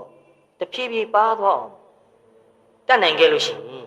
ငါချွင်းရဲ့နဲလူပြောက်ဖြစ်လာမယ်နော်ဘုရားသဘောထားကြီးလူပြောက်ဖြစ်လာမယ်အဲ့တော့ तू ငါ့ကိုအဲ့လိုအပြစ်တင်တာကတကယ်တော့ငါ့မှာအကျိုးရှိတယ် तू ဟာငါကျေးဇူးရှင်ပဲဒီလိုများမြင်နိုင်မယ်ဆိုရင်အင်မတန်ကောင်းသွားမှာနော်အကယ်၍ကိုကတကယ်ကို honestly ရိုးရိုးသားသား तू ကကိုယ့်ကိုအပြစ်တင်တာကိုလက်ခံလိုက်တော့မင်းငါ့ကိုပြောလိုက်တဲ့အချက်ကတကယ်ငါ့မှာအကျိုးရှိတယ်ငါမင်းကိုတကယ်ပဲကျေးဇူးတင်ပါတယ်လို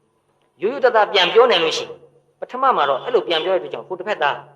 းရုပ်တည်အားသွားလိမ့်မယ်ငါသူ့ကိုအပြစ်တင်တာသူကအဲ့ဒါကိုတကယ်ခြေခြေနဲ့နဲ့ကြီးလက်ခံလိုက်တယ်နော်ဟုတ်တယ်လို့လည်းဝန်ခံလိုက်တယ်ပြုပြင်ဖို့လည်းသူတကယ်ကြိုးစားတယ်နော်ဒီရန်သူလို့ပြောတာလည်းများချင်းလည်းဖြစ်မယ်နော်မိမနဲ့သားသမီးလည်းဖြစ်မယ်နော်ဘယ်သူဖြစ်ဖြစ်ပြောတာနော်အဲ့တော့သူငါ့ကိုအပြစ်တင်လိုက်တဲ့အချက်ကတကယ်မှန်ကန်တဲ့အချက်ဖြစ်နေပါလားဆိုတာကိုလက်ခံပြီးတော့ခြေခြေနဲ့နဲ့ပြန်ပြောလို့ရှိရင်အဲ့ဒါမှန်ကန်ပါတယ်အဲ့လိုပြောရတဲ့ကျေးဇူးလက်တင်ပါတယ်ဒီချွင်းရက်ကိုလည်းပဲတကယ်ယူတတ်တာကြိုးစားပြီးတော့ပြုပြင်ပါမယ်ပြုပြင်မယ်လို့ကြိုးစားနေပါတယ်နော်ခုချက်ချင်းတော့တတ်နိုင်ချင်မှတတ်နိုင်မယ်နော်တဖြည်းဖြည်းတော့ပြုပြင်ဖို့ရရည်ရွယ်ထားပါတယ်လို့ပြောလိုက်လို့ရှိရင်ဟိုအပြစ်တင်လိုက်တဲ့လူရဲ့စိတ်ထဲမှာဘယ်နဲ့ဖြစ်သွား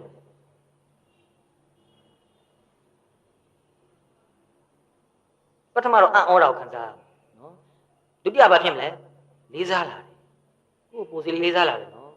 ငါကသူ့ကိုအပြစ်တင်လိုက်တာသူကငါ့ကိုလုံးဝစိတ်မဆိုးဟုတ်ပါတယ်လို့ဝန်ခံလိုက်ပြီးတော့သူပြုပြင်ဖို့ကြိုးစားလိုက်တယ်ဆိုတော့နောက်တစ်ခါသူအဲ့လိုရရဆက်ဆက်အပြစ်တင်ပါအပြစ်တင်မတင်တော့ဘူးနောက်ခါပြောချင်တော့မှလေးလေးစားစားလေးပြန်ပြောမှသူ့မှာဟောအပြစ်မရှိဘူးလားရှိတယ်နော်ကိုကသူ့ကိုအပြစ်ပြန်မတင်လိုက်ဘူးနော်ပြန်မတင်တော့သူကငါ့ကိုအပြစ်ပြန်တင်ငါခါမဲ့နေရာရောက်သွားပြီဒါပေမဲ့သူငါ့ကိုအပြစ်ပြန်မတင်ဘူးဆိုတော့သူ့မှာရှိတဲ့အပြစ်ကိုတော့မှသူပြန်ပြီးတော့ထိမ့်သိမ့်တော့မယ်နော်အဲ့တော့လောကကြီးမှာဒီလိုတယောက်ကိုတယောက်အပြစ်တင်တာတွေကရှိတယ်နော်နှစ်ယောက်စလုံးကောင်းလာအောင်ဆိုရင်ဘယ်လိုလုပ်ရလဲ အခုပြောတဲ့အတိုင်းလုပ်ရတယ်နော်အဲ့တော့သူလည်းတိုးတက်လာမယ်ကိုလည်းတိုးတက်လာမယ်နှစ်ယောက်ဆုံးကစိတ်နေသဘောထားကြီးလာမယ်နော်သဘောထားပို့ပြီးတော့မြင့်မြတ်လာမယ်ပို့ပြီးတော့ရင့်ကျက်လာမယ်ပို့ပြီးတော့မချွတ်ဖြစ်လာမယ်နော်ပြီးတော့ဒီလူနှစ်ယောက်ရဲ့ရေရှည်ဆက်ဆံရေးဘယ်နဲ့နေမလဲပိုကောင်းလာမယ်တယောက်ကိုတယောက်ပို့ပြီးတော့လေးလေးဆဆရှေ့လျှောက်ဆက်ဆံတော်လို့ရမယ်နော်ရန်သူမဖြစ်တော့ဘူးနော်မိတ်ဆွေဖြစ်လာအဲ့ဒါအမှန်တန်ရေးကြည့်တဲ့ချက်အဲ့တော့ရန်သူကိုမိတ်ဆွေဖြစ်အောင်လုပ်နေရဒီနည်းပဲအဲ့လိုမူလတုန်းကတယောက်တယောက်အစင်မပြေဖြစ်ခဲ့တဲ့လူမြောက်တာဒီလိုညှိတော့နားလည်မှုပိုရတဲ့အခါမှာပိုပြီးတော့ခိုင်မြဲတဲ့မိတ်ဆွေဖြစ်လာတယ်ဒီလိုဖြစ်လာတာတွေကဒီဘုန်းကြီးရဲ့ဘဝမှာလည်းရှိတယ်တခြားလူတွေလည်းပဲအဲ့လိုဖြစ်လာတာတွေ့ရတော့သူ့ရဲ့အတန်းဝိုင်းနယ်ပယ်ဟာပိုပြီးကျဲလာတယ်သူ့ရဲ့လောကဟာပိုပြီးကျဲလာတယ်ဒီလူတယောက်နဲ့ဟိုတယောက်နဲ့အစင်မပြေလို့သူနဲ့ငါနဲ့အစင်မပြေဘူးသူကငါအဆက်ဖြတ်တယ်ခုတယောက်နဲ့ငါနဲ့အစင်မပြေဘူးအဲ့ဒီလူလည်းငါအဆက်ဖြတ်တယ်နော်ဟိုတယောက်နဲ့ငါနဲ့လည်းအစင်မပြေဘူးသူလည်းငါအဆက်ဖြတ်တယ်ကြရင်ဘာဖြစ်မလဲကြရင်တယောက်တည်းဖြစ်သွားလိမ့်မယ်နော်ကိုလောကကြီးဟာကြာလေကျင်းနေဖြစ်လာနော်လောကကြီးနဲ့မကဘူးစိတ်ပါကျင်းမြောင်းလာတယ်သဘောထားတွေသေးသိမ့်လာတယ်နော်လောကကြီးကိုအပြစ်မြင်လာတယ်လောကကြီးကိုနာကြီးလာတယ်ကိုလည်းပဲအားမလို့အားမရဖြစ်ပြီးတော့တိမ်ငယ်တဲ့စိတ်တွေပါလေဖြစ်လာတယ်နော်ကြာရင်စိတ်ရောဂါဖြစ်လာတယ်အဲ့တော့အပြစ်ကိုအမြဲတမ်းရှာပြီးတော့နေတဲ့လူဟာကြာရင်စိတ်ရောဂါဖြစ်တယ်ဒီရောင်ကုန်မှလည်းရှိတယ်ဒီဘုန်းကြီးအသေးစိတ်ကြည့်ပြီးတော့ကဲခတ်နေတာနော်ရင်းရင်းနှီးနှီးသိပါတယ်သူတို့ကိုအထင်သေးလို့ရှုံချလို့ပြောချင်တာမဟုတ်ဘူးနော်သူတို့ဘာကြောင့်အဲ့လိုဖြစ်တယ်ဆိုတာကို study လုပ်နေတာနော်အဲ့လိုလူတကာကိုအပြစ်ရှာပြီးတော့ဖြတ်တောင်းရင်နဲ့နောက်ဆုံးလုံးဝအထီးကျန်ဖြစ်သွားတယ်ကြာတော့စိတ်မမှန်တော့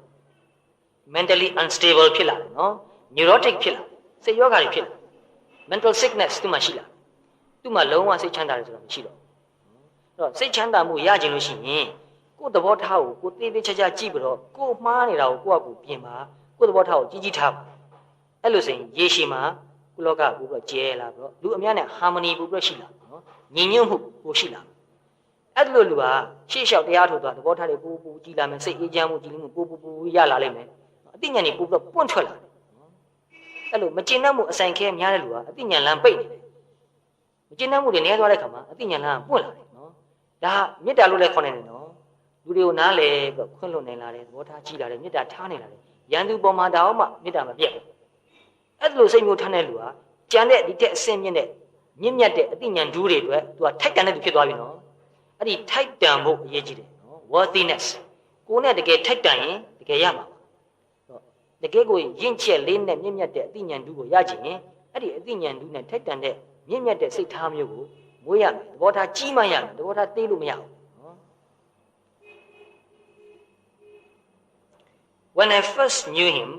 I used to think that he washed himself ဆိုတာသူ့ကိုယ်သူ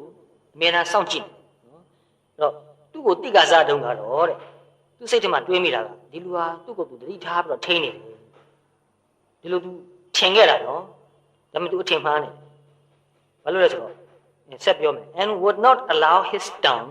to give expression to fretfulness antipathy complaint and remonstrance ဒီစကားလုံးတွေအတိတ်ပဲတော်တော်နီးစပ်တယ်အဲ့တော့သူ့ရဲ့ရှာကိုသဘောကသူ့ရဲ့နှုတ်ကိုနော်သူ့ရဲ့နှုတ်ကသူတစ်ပါးကိုအပြစ်တင်တာရန်ရှာတာဝေဖန်တာရှုံချတာ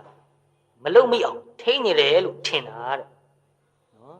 ဒါသူ့အထင်နော် It did not occur to me as possible that these mental states could be absent in him အဲ့ဒါလို့သူတစ်ပါးကိုအပြစ်တင်တာရန်ရှာတာရန်လိုတာနော်အဲ့ဒါလို့စိတ်မျိုးဟာသူ့စိတ်ထဲမှာမရှိနိုင်ဘူးလို့ငကိုယ်တော့ကမတွေးမိဘူးအခုတကယ်ဖြစ်တာဘယ်လိုဆိုသူစိတ်ထဲမှာအဲ့ဒါမျိုးမရှိတာကိုတွေ့ရတာ After long observation နော် long ဆိုတာအကြာကြီးနော် observation ဆိုတာစောင့်ကြည့်တာအဲ့တော့စောင့်ကြည့်ပြီးရေရှည်အကဲခတ်ပြီးတော့စောင့်ကြည့်တဲ့အခါမှာဘာတွေ့ရလဲဆိုတော့ however I satisfied myself that such absence or unconsciousness was entirely real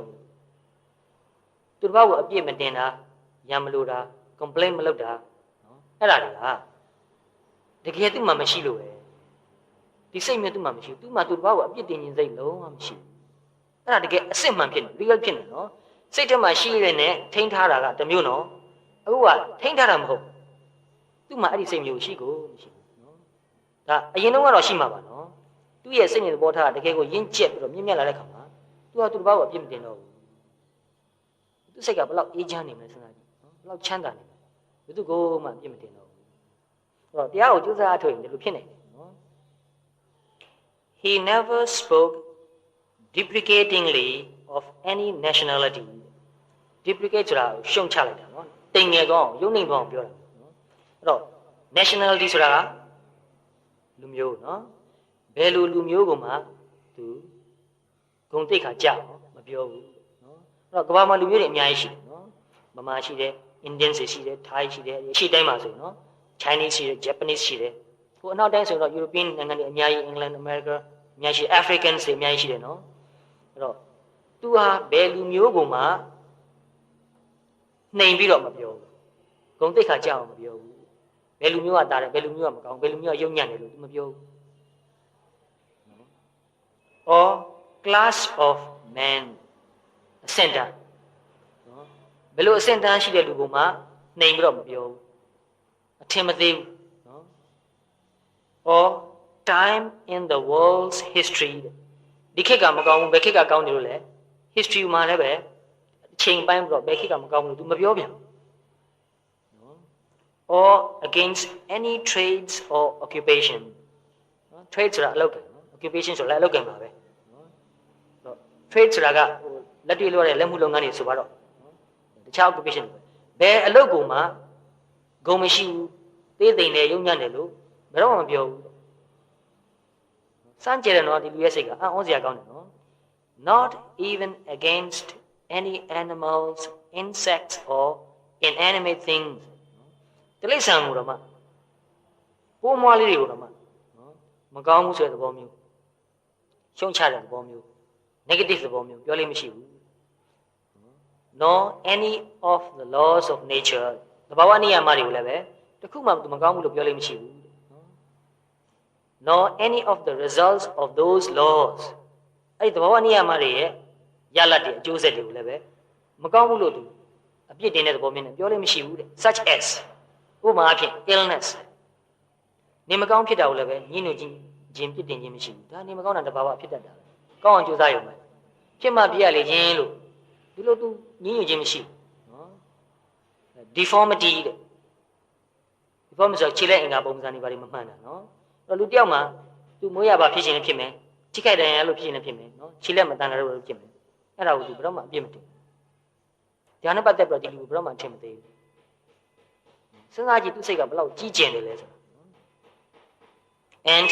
death သိခြင်းတရားကိုဘယ်တော့မှအပြစ်မတင်မငြင်းညူဘူးမွေးလိုက်ရင်သိရမှာပဲနော်နေရာတစ်ခိုက်မှာအကောင်းဆုံးဖြစ်အောင်အတိတ်ပဲအရှိဆုံးဖြစ်အောင်စိတ်ချမ်းသာဆုံးဖြစ်အောင်စိတ်ဓာတ်နဲ့အသိဉာဏ်တွေရင့်ကျက်မှုကိုအထောက်ပံ့ဖြစ်အောင်ကြိုးစားပြီးတော့နေုံပဲရှိ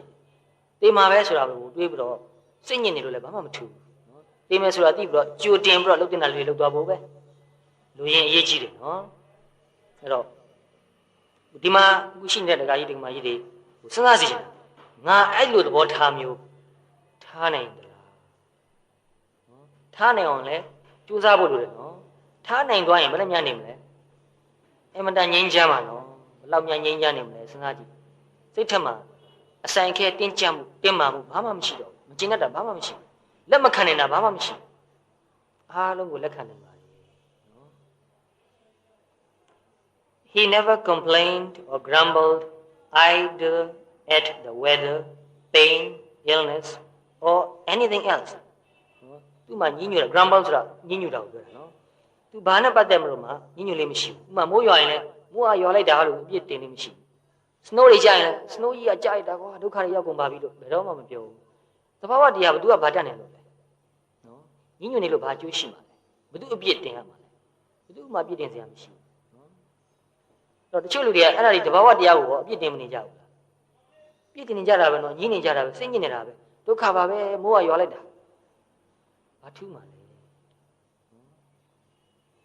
He never swore SWORE swore နော်အဲ့ဒါပါတယ်ဟိုကျဉ်းကျဉ်းတန်းတန်းကျိန်စာသဘောမျိုးကျိန်တာသဘောမျိုးနော်နာမည်စိုးခေါ်တာသဘောမျိုးနော်အဲ့ဒါမျိုးဘယ်တော့မှလုပ်လို့မရှိဘူးအဲ့တော့ဒေါသမှမရှိရလို့ပြောက်တာကျိန်စဲတာမျိုးဘယ်လုပ်လိုက်မလဲဘယ်လိုဖြစ်သွားရင်ကောင်းမယ်သေသွားရင်ကောင်းမယ်ဘာဖြစ်ရင်ကောင်းမယ်ဆိုတာမျိုးဘယ်တော့မှလုပ်လို့မရှိဘူးပြောလို့မရှိဘူး He could never very well အဲ့ဒါမျိုးကိုသူဘယ်တော့မှလုပ်လို့မရဘူး since he never spoke in anger ဒေါသနဲ့ဘယ်တော့မှစကားပြောလို့မရှိဘူးနော်ကိုယ့်အကိုပြန်စဉ်းစားကြည့်ဖို့နော်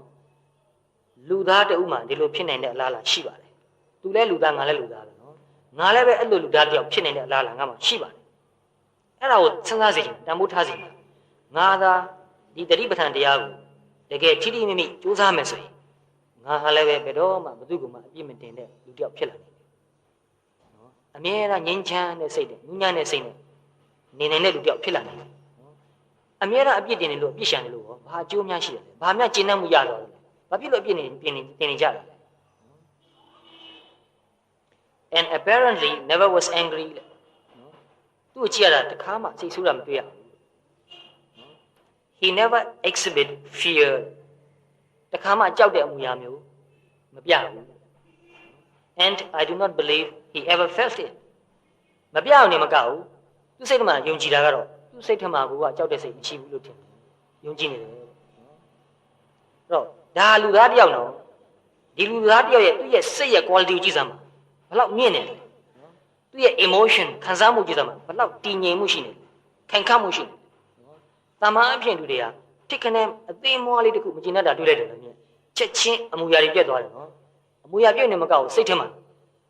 အနှင်းညွန့်ပုံတွေပေါက်နော်အကြီးကျယ်လောင်ပူနေပြီလောင်နေဒါလူတိုင်းဖြစ်တယ်လို့မဆိုလို့ဘူးနော်တချို့လူတွေဖြစ်ပါတယ်သို့တော့အနည်းနဲ့အများတော့လူတိုင်းဖြစ်ပါတယ်ဆိုရမှာနော်အဲ့ဒါလို့ကိုယ်စိတ်ထဲမှာတခုခုမနှစ်သက်တာသဘောမကျတာမြင်လိုက်ကြားလိုက်တဲ့ခါမှာစိတ်ထဲမှာဖြစ်လာတဲ့ reaction ကိုမြန်ကြည့်လိုက်ပါသတိနဲ့တခြားကြည့်ပါအခုလိုကြားထားသိထားတဲ့ခါမှာဒါလေးကိုစိတ်ထဲမှာပြန်ပြီးတော့အမှတ်ရခြင်းအဖြစ်ကိုယ်စိတ်ကိုပြန်ကြည့်ပြီးတော့ငြင်းအေးအောင်ပြန်လုပ်နိုင်တဲ့အရေးချင်းကိုရလာနိုင်ပါလိမ့်မယ်နော်အဲ့တော့တွားရင်နိုင်နေထင်ရောင်းရင်ဝင်ရင်ပြောရင်ဆိုရင်စိတ်ထဲမှာဖြစ်ပေါ်လာနေတဲ့ emotions တွေခံစားမှုတွေဒေါသတွေမကျေနပ်မှုကြောက်လန့်မှုစိုးရိမ်မှုတွေကိုကြည့်ပါနော်ဒီလိုကြည့်ရင်လည်းပဲတရားအထွေနဲ့လုံရင်ကန်ရင်နဲ့နေသွားတဲ့လူတွေအများကြီးရှိတယ်။ဒကာကြီးတယောက်ကပြောတယ်တပည့်တော်အရင်တုန်းကအမြဲတမ်းအဲ့ဒီလိုချင်မှုလောဘအကြီးကြီးနဲ့နေတာပဲ။ပြီးတော့ကိုယ်လုပ်ငန်းမှာပျက်စီးမှဆုံးရှုံးမှာဘူးကြောက်တဲ့စိတ်နဲ့အမြဲတမ်းနေခဲ့တယ်။အခုတရားထုတ်တာတဖြည်းဖြည်းကြားလာတဲ့ခါကျတော့3နှစ်4နှစ်လောက်ရှိလာတဲ့ခါကျတော့အဲ့ဒီလိုချင်မှုလောဘကလည်းပဲတဖြည်းဖြည်းလျော့လာတယ်။လောဘဘာဖြစ်လို့လျော့လာလဲဆိုတော့ငကိုယ်တော့ကရှိနေလောဘမတရားလောဘဖြစ်တယ်နော်။အဲ့တော့ပုထုဇဉ်လူသားတွေလောဘလုံးဝကင်းရမယ်လို့မဆိုလိုဘူးမဖြစ်နိုင်ဘူးနော်သောတာပန်လည်းမကင်းနိုင်သေးပါ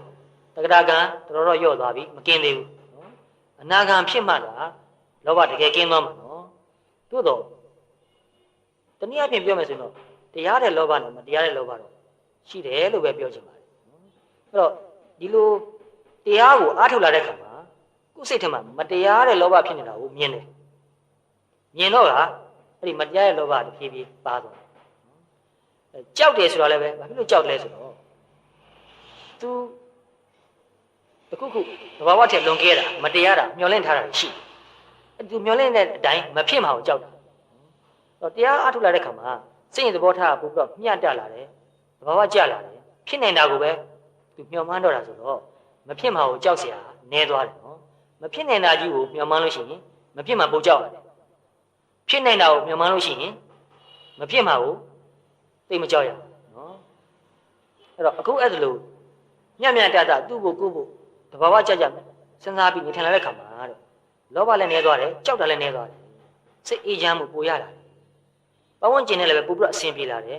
အများနဲ့ဆက်ဆံရမှာလည်းပဲအများရဲ့ယုံကြည်မှုလေးစားမှုကိုပိုရလာတယ်အဲ့ဒီယုံကြည်မှုလေးစားမှုကိုရလို့လည်းပဲစိတ်ပိုပြီးတော့ချမ်းသာတယ်လို့နော်အခုအဲ့ဒီတခါကြီးတွေကလှုပ်တော့အများကြီးလှုပ်ပါတယ်နော်အလုပ်များတဲ့ကြားတွေကမရမကအချိန်ယူပြီးတော့တော်တော်ကိုတရားကိုကြိုးစားတယ်အဲ့ထက်မှတယောက်ကဒေါက်တာတယောက်လည်းပါပါတယ်နော်သူ့အကြောင်းလေးလည်းနည်းနည်းပြောချင်တယ်ဒါအခုသိခဲ့ရတဲ့တပတ်အတွင်းမှာပြောရင်းဆိုရင်ねသူတို့ပြောလို့သိခဲ့တဲ့အကြောင်းအရာလေးပေါ့စိတ်ကူးရင်အကြောင်းအရာမဟုတ်တကယ်ဖြစ်နေတာကိုပြောတာနော်အခုပြောခဲ့တဲ့ဒီတခါကြီးအကြောင်းကလည်းသူတကယ်ဖြစ်ခဲ့တာနော်သူတို့တောင်တကယ်လို့ဖြစ်နိုင်လို့ရှိရင်ငါတို့ဘာလို့မဖြစ်နိုင်ရမှာလဲဒါအားတက်စရာကောင်းတယ်နော်အခုပြောနေတာဒကာတွေမတွေကိုတကယ်အားတက်စေချင်တာတကယ်ယုံယုံကြည်ကြည်လုပ်စေချင်တာအဲ့ဒီဒေါက်တာတယောက်ကလည်းသူကနှလုံးရောဂါရှိတယ်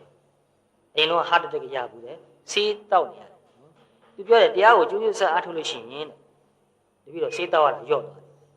ဆေ ဆေးလျှော့တောက်လို့ရတယ်တတိတမာတိတိတ်ကောင်းနေတဲ့ခါမှာဆေးလုံးဝတောက်ဖို့မလိုဘူးဒါကြောင့်သူနေ့တိုင်းတရားထုတ်တခါလေအလုပ်အင်တာများတဲ့ခါမှာတရားထုတ်ခြင်းနည်းနည်းတော့ရော့တော့မနေ့အစိုးရထားပြီးတော့သူတရားထိုင်လိုက်တယ်မနေ့စောစောတရားမထိုင်လို့ရှိရင်တဲ့တနေ့လုံးနေလို့မကောင်းဘူးတဲ့သူကလည်းပြောဆိုတော့မနေ့စောစောအိယာထားပြီးတော့တရားထိုင်ပြဖို့ကိုလည်းပဲဘာလို့သေးလဲဆိုတော့ညဥပိုင်းမှာမအိတ်ခင်မှာတရားထိုင်ဖို့လိုတယ်ညဥပိုင်းမှာအိတ်ခင်မှာတရားမထိုင်မနဲ့အိတ်လိုက်လို့ရှိရင်တဲ့မနေ့မှာတော့နဲ့အိယာကမထနိုင်သူကလေးလံနေတဲ့ထိုင်မိုင်းနေတဲ့အိတ်ချင်နေသေးတယ်မနေ့အဲ့လိုစောစောမှာထလိုက်ပြီးတော့တရားထိုင်ညဥပိုင်းမှာတရားထိုင်လို့ရှိရင်မနေ့စောစောမှာထနိုင်တယ်နော်ထနိုင်တဲ့အရေးချင်းသူ့မှာရှိတယ်ထနိုင်တဲ့စိတ်အားတတ္တိသူ့မှာရှိတယ်အဲ့လိုမနေ့စောစောမှာတခါတရားထိုင်လိုက်ပြီးရင်စားရည်တောက်ရည်တွေလုပ်အဲ့ဒါမှတတိနဲ့ကိုလုံးလုပ်သွားတာပဲပြောစရာဆိုစရာရှိတာလေအားလုံးတတိနဲ့ပြောတယ်အဲ့တော့ဒီလိုမနေ့စောစောကနေစပြီးတော့တရားထုတ်ဖို့ဆိုတဲ့အကြောင်းကိုအရင်တခါပြောပြီးပြီနော်ဒါကြောင့်အသေးစိတ်အခုအချိန်မှာပြောဖို့အချိန်မပေးနိုင်တော့တော့မိသားစုနဲ့လည်းပဲအေးဆေးစကားပြောပြီးမှအလုပ်ကိုသွားတယ်အထူးသဖြင့်အိမ်မှာအမေဖေရှိရင်ပြောကြဖို့နော်နှုတ်ဆက်ဖို့ဒါအိမ်လည်းမှာဘူးတယ်နော်ဒါအင်မတန်ရေးကြည့်ပါလေအမေဖေကိုအင်မတန်လေးစားဖို့အလုပ်သွားတဲ့ခါမှာအမေဖေကိုနှုတ်ဆက်ပြီးမှသွားကြဖို့အဲ့လိုအမေဖေလည်းနှုတ်ဆက်ပြီးတော့အလုပ်ကိုသွားတယ်12နာရီမှာသူ့အလုပ်ကိုနားတယ်နော်သူကကိုယ်ပိုင်အလုပ်12နာရီမှာနားပြီးတော့ထမင်းစားတယ်စားပြီးတနာရီကနေ4နာရီအထိသူတရားထိုင်အဲ့လိုတရားမထိုင်လို့ရှိရင်ညဘက်မှာအလုပ်လုပ်ဖို့မလွယ်တော့ဘူးခဏကိုပို့ပြီးတော့ပင်ပန်းနေနွမ်းနေတယ်အသက်ကလည်းနည်းနည်းရလာပြီနော်ဆရာဝန်ကြီးဖြစ်နေတော့အဲ့တနာရီကနေ4နာရီအတွင်းမှာဘာအလုပ်မှမလုပ်ဘူးသူတို့မှတွေ့မခံအေးစေးတရားထိုင်တယ်4နာရီကြာရင်အတွေ့ခံတဲ့အလုပ်ကိုဆက်လုပ်နော်အဲ့ဒီအလုပ်လုပ်နေတုန်းမှလည်းပဲတတိလေးထားပြီးတော့သူလုပ်တယ်တဲ့နော်အဲ့ဒီမှာသူနဲ့ဆွေးနွေးနေဒီဘုန်းကြီးကလည်းပြောသူကလည်းပြန်ပြောလို့ပြောပြတဲ့အမှန်တန်အရေးကြီးတဲ့အချက်လေးတစ်ခုပါတယ်အဲ့ဒါဘာလဲဆိုတော့အလုပ်လုပ်တော့မှသူတတိထားပြီးတော့လုပ်တယ်လူနာကိုမေးမြန်းတဲ့အခါစမ်းသပ်တဲ့အခါပြောဆိုတဲ့အခါမှာသေချာတတိထားပြီးလုပ်လို့ရှိတယ်လူနာကိုဆေးထိုးတဲ့အခါမှာလည်းဆေးကိုဆုပ်ယူလိုက်တဲ့အခါလူနာကိုဆေးထိုးပြလိုက်တဲ့အခါဒါကိုအာရုံစိုက်ပြီးတော့တတိလေးနဲ့လုပ်လို့ရှိတယ်အလေးကျင့်များလာတဲ့အခါကျတော့ဒါ natural ဖြစ်လာတယ်နော်သူမှအေးအေးချမ်းချမ်းလေးလုပ်သွားနေတာဆေးထိုးပြီးတော့တောက်ဆေးပေးရမှာခါလည်းပဲတောက်ဆေးပလင်း